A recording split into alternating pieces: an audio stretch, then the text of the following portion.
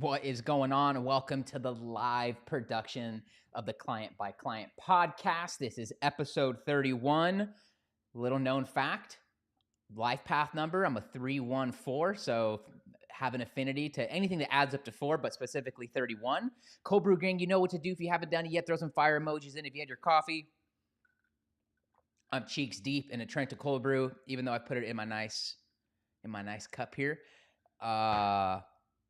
Feeling good. I waited a couple hours on the caffeine today. Super just steady, pretty much low energy.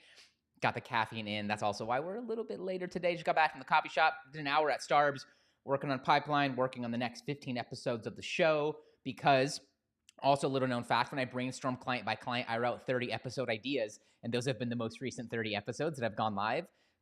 Today marks the launch of episode 22, which is where we talk about how to use the story on here on Facebook, on Instagram, anywhere there is stories for getting clients and what to do. So go and check out today's episode that just went live, which was episode 22. And that way you can find out exactly what to do in your story daily to be getting clients and using what I think is one of the most helpful features when it comes to social media. That said, let's hop in and let's get this going. Wherever you're watching this, whether live or in the replay, drop a hello, drop a what's up, share with me what platform you're consuming this on. Would love to shout you out and say hi as we do in our live productions. All that aside, let's hop in and let's bring this to life. This is episode 31. Hey, what's up? Jeremy here from whatupjeremy.com, back with another episode of Client by Client. Thank you so much for being here for today's episode. In today's first, let's talk about what happened in yesterday's episode. In the last episode of Client by Client, I shared with you a couple posts that you can just straight up steal from me, a couple calls to action that you can use in more than just social media, honestly, to get clients in the next 72 hours. These work great for starting a sales-focused conversation and lead you down a pathway of working together and insinuates that we're going to brainstorm a plan around working together. And so if you are right now trying to get clients and your conversations aren't going anywhere, you need to add some buyer's intent, and every one of these call to actions have that in them. Now, are they designed to exactly go from someone saying yes to this email or call to action and them signing up to be a client? No. You need to have the conversation in between there. You need to get them to actually book a call with you or to check out the details of your program inside of the DM, but they will start a conversation that is sales oriented, which will, chances are, land you in a far better position to actually land and secure the client. So backtrack to episode 30 right after this episode and check that one out if you could use a little client and cash injection over these next few days. But in today's episode, what I thought would be kind of cool to share with you guys is 6 lessons, 6 things I wish I knew at the start of my coaching journey. So whether you're at the beginning of your coaching journey, maybe you are a couple years in, or you're like me, you've been doing this for well over a decade, then maybe one of these lessons can serve as a reminder for you. And for a few of you, might be something that you can have on your radar right now to completely avoid, or you might be in one of these lessons right now, and this can help to pinpoint a way to actually use that productively to actually grow your business and to get you to getting more clients, having more clients coming your way and doing it all without paid ads, a big team, or selling your soul, which is everything we do here on the Client by Client show. So let's hop in and let's do this together. The first lesson that I wish I knew sooner was to show my work. And we talked about this a little bit in one of our previous episodes. And if I can grab it real quick, if I can just kind of figure out where we did talk about this. In episode 26, we talked about becoming the coach they copy. This really builds on this whole idea because it also helps you to avoid imposter syndrome. I made the mistake far too early in my journey of feeling like I needed to look like I had arrived, like I had already learned all of these lessons and was well beyond it. And what I found out in hindsight was that it's just way better and smoother and easier to just show and be completely transparent and honest with where you're at. And instead of preaching down at people and saying, this is how you do it, and coming from the perspective of knowing it all, for lack of better words, it's just far better to say, here's what works for me. Here's what I tried. Here's what I do. Here's what I did. And here's what I learned. And so what I wish I did more of is the Gary Vee document versus creating, is a Brian Harris learning out loud, is a ConvertKit working in public, and just sharing the experiments and things that I'm doing, things I'm trying out, things that I'm learning, sharing the results of them, sharing the lessons learned, and then on the other end of it, helping my students, my audience, my clients with those things. So I just wish that I showed my work a little bit more. I really felt a lot of pressure in the beginning of my journey to look like the other coaches that I was looking up to. And these folks had been in business far longer than I had. And so I thought that people would only buy from me if I looked like one of the big coaches in my space. And what I found is that when you're honest and you understand how to have the right conversation and you don't jump steps in your pipeline, that people are actually far more comfortable going to somebody who sounds more like them and is closer to their level, just maybe a step or two ahead, than they might be to go talk and it's really honestly hard to have a conversation with the bigger coaches in the space. And so there's just so many advantages to you being where you're at in your online journey. Don't make the mistake I did of feeling like you need to jump ahead and feel and look like and have your branding so on point that you look like all the other coaches in your space. Because I said it before and I'll say it again, you're not a big box coach and that's your advantage. So play into that. The first lesson that I wish I knew is just to show more of my work, show more of what I was actually doing in on my journey, and to just share where I was at, be more transparent, and come from a place of here's what I did versus you should do this. That's lesson number one. The second lesson I learned comes from someone that I much admire, as you guys have heard in previous episodes, which is Vince Del Monte, Seven Figure Mastermind. And this is the idea of growth versus control. And Vince always says you can have growth or you can have control. You can't have both. And I think a lot of people have problems wrapping their head around this until you get to the other side of one of these equations, or you get to the other side of trying to have both. And so I have realized later in my life that I do like to be in control. I don't know what it is about me. I wouldn't say that I'm a control freak, but I like to be in control of the things that I can control. And the things that I can't control, I like for all those things to be surprises, all of the results to be surprises. I come from the standpoint that you can basically control about the amount of things that you have fingers on your hand. So about 5 things or less are actually under your control. And you have done some work or are extremely blessed, maybe both, if you can be in control of where your body is at all times, where your eyes and ears are focused on, uh, where your time is going, what time you wake up, and really when you go to bed. Everything else is really hard to control. And some of those are overlapping. I had a smoother way of saying that in the past. I'm just going a little bit off the cuff here on today's episode because like I also think that you can control the thoughts going on in your mind, but that takes just like all of these, they take work to get to, but you can control the thoughts going on in your mind. Can you control how you feel? Not necessarily, but can you control the leading thought that goes into it? 100%. And so the what I'm trying to convey to you right now is that you can't control much, so control what you can. Many of you listening to this right now might be still in a 9 to 5 job or in some job where you have to be in a specific time and place, or where a certain amount of your day and time are allocated towards it. That is aspirational for you then to be in control of all of your time. So in the time you do have, you should be meticulous about it, all right? You shouldn't be wasting time doing other things that don't fall into the things you want to be doing in your quote unquote free time, because time isn't free. Time is actually way more precious than money, but we're getting off into a whole nother topic. You can have growth or you can have control. You can't have both. If you want to control how fast your business scales and control every little part of it, it's really going to be hard for you to grow at a rate that you're satisfied with. And if you want things to grow, it really takes you letting control go of your online business. For some of you, that means that when you get your first team member, it's allowing them the decision making and entrusting in them the decision making process. If you want to control, if we use a team member, if you're trying to grow your online business and you grow your team, but you're trying to control every decision that they're making, you just wind up putting a bunch more on your plate, even though you're getting a team in place so that you have less on your plate. So you need to empower them with the decision making process and trust in them so that they can make those decision-making process. And when you do this, you end up growing a business that produces the results that you're wanting. And so a lot of people try to delegate the tasks. And in this example, I want for you to instead just delegate the outcome and let them be responsible to it.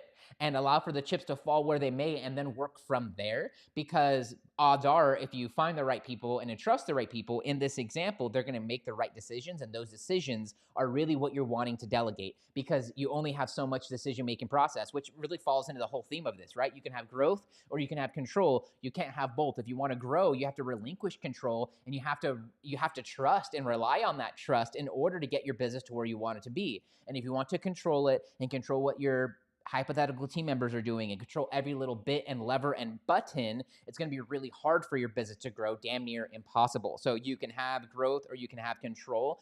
You can't have both. Make your decision wisely, and you will, and then also be content with the result that comes from that. Don't be mad at yourself or kick yourself in the butt. Just learn from it, and then you can then adjust and choose which one of these you want to actually control on. So you can have control or you can have growth. You can't have both. The third lesson that I wish I knew at the beginning of my online journey is that it's just as hard, and I'm being very concise with the wording on this one, it's just as hard to sell low ticket as it is high ticket. A lot of coaches, myself included, think that it's easier to sell something at a lower price point. And what ends up happening is you probably create your coaching offer, you have it high ticket, and then you get on the phone with a couple prospects and they tell you it's too expensive. And what you will end up doing, even if you have a buyer or two, is that you'll say, okay, I need to go and make something that's low ticket for everybody else. So you go on and making a membership site so that other people can afford it. And in doing that, and you go to sell that to more people, you realize that you have the same amount, if not more, objections for the low ticket than you do for the high ticket. So there are a couple things that you need to understand about this, and we don't have an entire episode to go into this today, which is around affordability. And you shouldn't be on the phone with people who can't afford your high ticket thing, nor should you try to make something low ticket or otherly ticket for everybody else that you get on the phone with. Those are just not your people right now. Nurture them, love on them, maybe find them other coaches that they can go to, or if you know of the programs, but that will save you so much time versus going and making a new offer or a new course or a new thing, a new product, every time you experience an objection specifically around price. And so what I have found is that if we compare a $3,000 item and product versus a $300 product, it is just as hard to sell that $3,000 one as it is to sell the 3K and or the $3,000 versus the 300. And it's just also conversely as easy to sell the $3,000 program as it is the $300. You're going to experience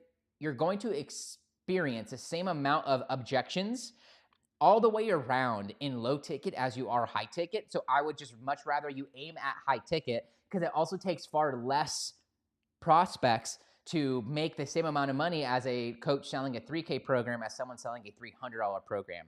Now, that doesn't mean you can't have payment plans that make it easier and more affordable to get started. But if you're listening to this and you're already starting to work your way down because you're comparing yourself to other coaches, you're comparing your journey to other journeys, and then you're also kind of selling the way you buy, because maybe you buy low ticket, that doesn't mean that everybody buys low ticket. So even if you do buy low ticket, still do high ticket as an online coach, because you're going to experience the same amount of objections. In fact, I have found that people at the bottom who can only afford those lower things are going to have way more objections, money aside, than the 3K ones. They're just not going to be investment minded. They are not going to pay the same amount of respect to your knowledge and to your time and to your community as someone who is investing $3,000.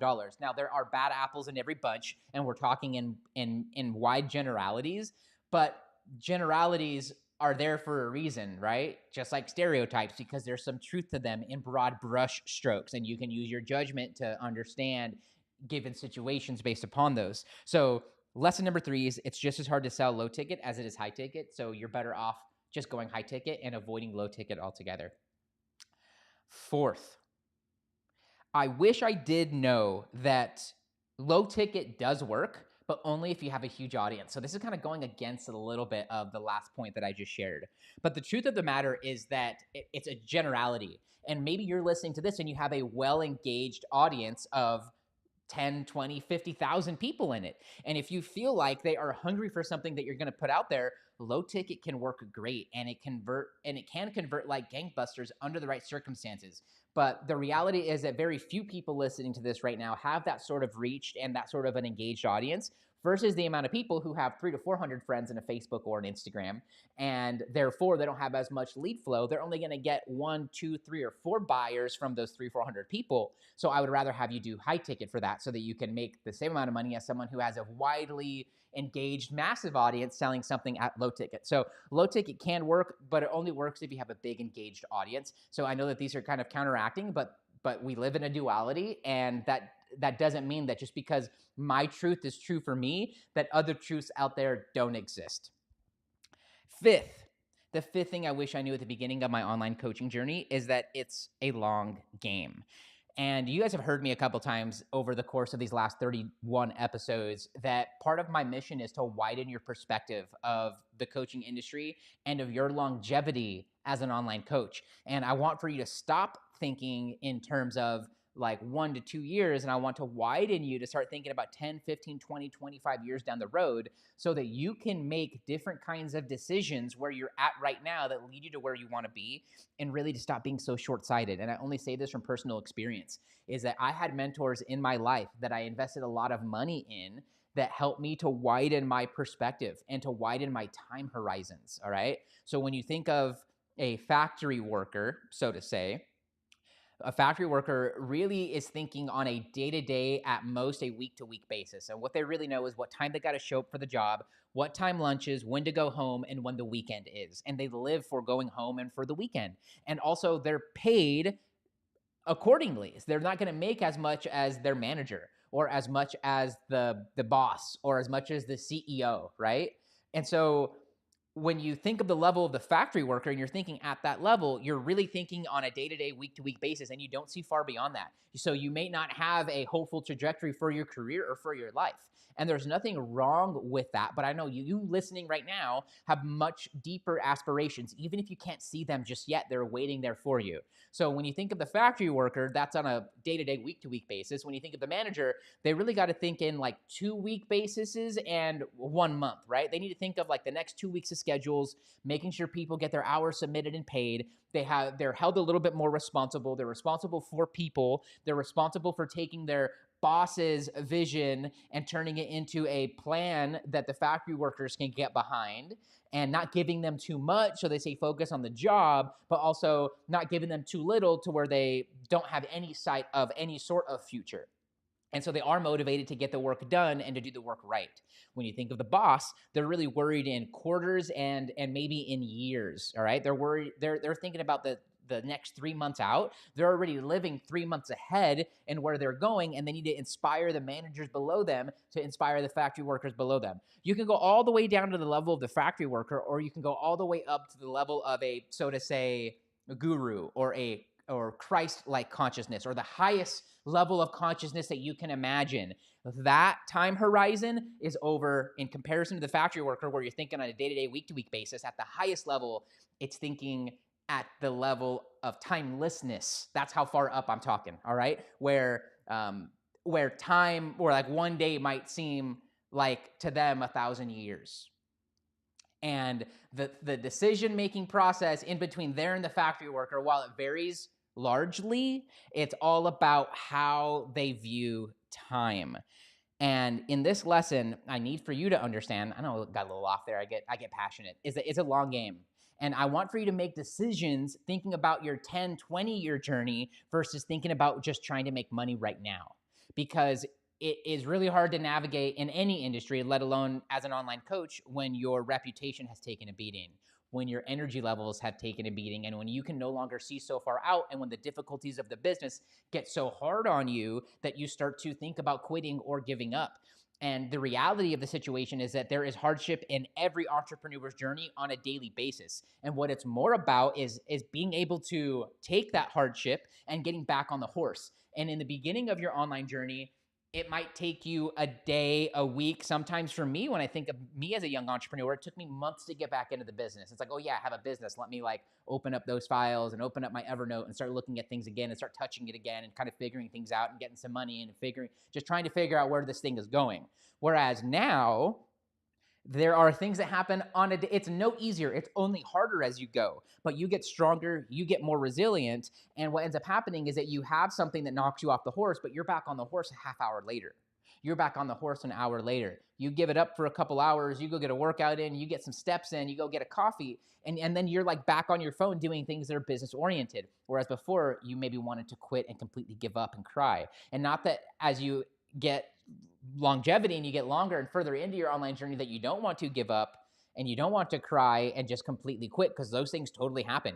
If you guys go back to yesterday's live stream, I know this won't be in the podcast, but I totally was not feeling it yesterday. It was the day after Mother's Day. I lost my mom 10, 11-ish years ago, and I chose to, on Mother's Day, ignore feelings and ignore those things and just focus on being around the family that I was around and enjoying the day, being thankful that I was alive and trying to find the brighter side of everything. But doing all of that the next day weighed on me a whole ton. All right. And I'd be lying if I haven't shaken it off completely, but my energy has shifted a little bit. I've gotten a little bit better. I still showed up for business. While I didn't, I actually ended up doing way more than I planned on yesterday, but I say that because I was probably using that as more of an escape from my feelings than addressing them head on. I am a human. We are humans. Things happen. We only have so much energy. We only have so much emotion. We only have so much tolerance for things when they're going bad. And so it's a long game. And when you can look at it from that perspective, I think it makes it just a little bit more okay that to accept that things go wrong and to be okay with them and to find inside of them little bits of gratitude so that you can carry on and keep on going. And then what ends up happening is you get back on the horse faster. You get a no at the end of a sales call, you just get to the next sales call. You get a no, it doesn't affect your day. Whereas when you're just getting going and your engine is just getting started in your online coaching business, a no can derail you. It can really get you dejected when you're looking at the bills piling up. When you look at how your day job is funding all of these new recurring subscriptions you have to make your business look pretty and to run smooth, and you have all these costs starting to weigh down on you, and you have maybe your significant other or your family or people you care, maybe you think that they're starting to second guess you. There's a lot of pressures, and that one sales call can really blow it for you. It can really feel like you should give up and that you're a failure. But the reality is it's a long game and you just got to keep on going. That's lesson number 5. That brings us to lesson number 6. And if you've been getting value from today's episode, then I would, number 1, appreciate a follow and a subscribe. But if you could leave a 5-star rating and review or whatever you feel is an honest rating and review, that would mean the world to me. That would help the algorithm and help this show to find its way towards more coaches. And you know, you can keep me as a secret to yourself. That doesn't help me any. So you can help to pay it forward by just telling one friend about this or leaving an honest rating and review. But only if you're getting value from this show. 6, last but not least, of the things I wish I knew at the beginning of my online coaching journey is to find one path and follow it.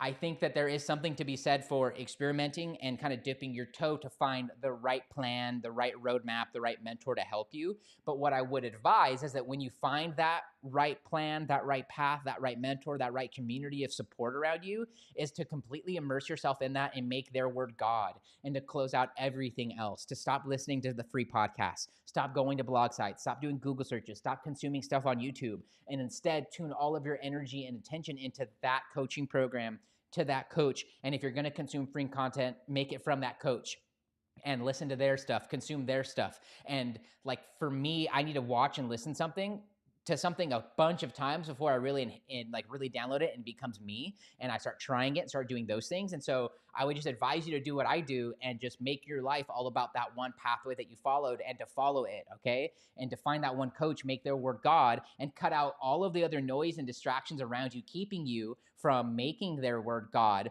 and to follow that one path. Because I think that the biggest mistake that you can make is to start mixing in the advice that you're paying for and investing in with all of the other stuff out there. It's the easiest way to make yourself start to hesitate, start to second guess, and start to make bad decisions along your way. So find the right coach that's already been there, that's already done that, that's helping others doing it, whether it's me or somebody else, and invest in yourself, join their coaching program, and tune out everything else, make their word God. And what's going to end up happening is that you're going to experience those results so much faster than the others in the same coaching program that you are in.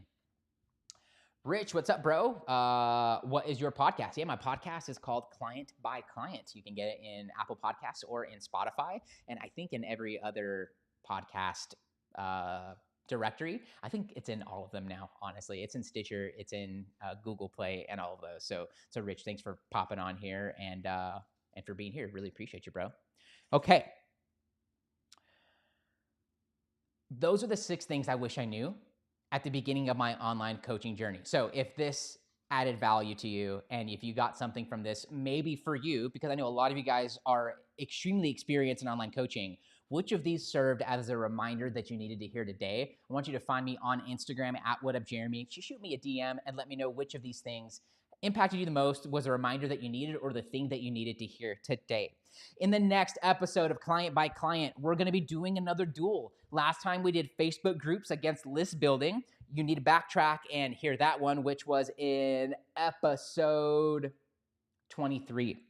So in episode 32, we're going to do another duel, one-on-one versus group coaching. You're going to have to tune into tomorrow's episode to find out who wins, which one's best, and which one you should be focused on.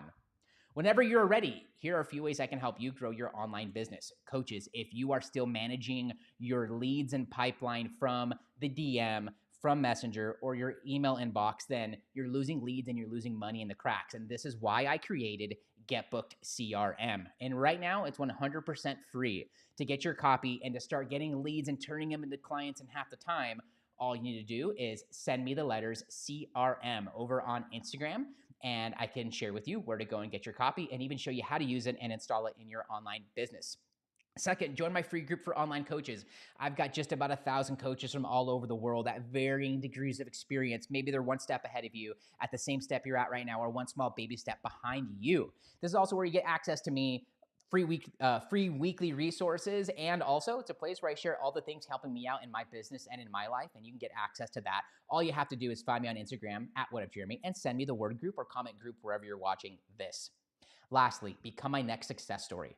I'm getting some coaches together this month to implement my methods to land 15K in new coaching clients, or to double your online roster over the next 30, 60, 90 days. But finding the right people is of utter importance to me. So this is only for you if you are a relationship-focused coach who always puts the person ahead of the money. You've been coaching for at least 1 year, or you're at least not brand spanking new to online coaching. You'd like to get 3 to 5 clients every single month organically from social media without spending and wasting a ton of time and money on ads. You have at least 300 friends on a social media platform, or members in a group, or subscribers to an email list. You're willing to take bold action because you know that your success depends upon it. And last but not least, but most important, you can keep a secret. If that's you, I want for you to find me on Instagram and send me the words case study. I'll share with you what we have coming up this month in the Get Clients program, how we're already helping other coaches with this, and what inside the program would have the highest impact the soonest on your online coaching business for attracting in new clients and becoming the coach they close. That's it for me. Thanks so much for tuning into Client by Client. I'll see you guys tomorrow with another episode. Cheers. Hey guys, thanks for the hearts and the reactions. It means a lot. Rich, what's up? Rich says, I appreciate your information. I'm in the starting place now. Definitely means a lot. Hey man, you're why I'm here. My whole goal is to just impact one person every time I go live with these shows, and when I produce these, Rich. So thanks so much for being here, brother. It does mean a lot. And thanks for just your comments and for being here. So like I mentioned at the beginning, I planned out 30 episodes. This was 31. So I'm excited to have the next 15 or so episodes already plugged in. But I say that to say this, that if you are enjoying the show, you have some ideas, or you have something that's just kind of been a struggle in your online business that you're facing and you want some help through it, I'd love to make this show helpful for you, and the most helpful show you find when it comes to growing your online coaching business, that helps you just cut through the fluff and get the answers that you're looking for. So you can always just send me a DM, comment wherever you're finding this show, or you can shoot me a DM on Facebook or Instagram, and I'd love to know how I can help, or how I can make this show even more helpful, or make an episode directly tailored to what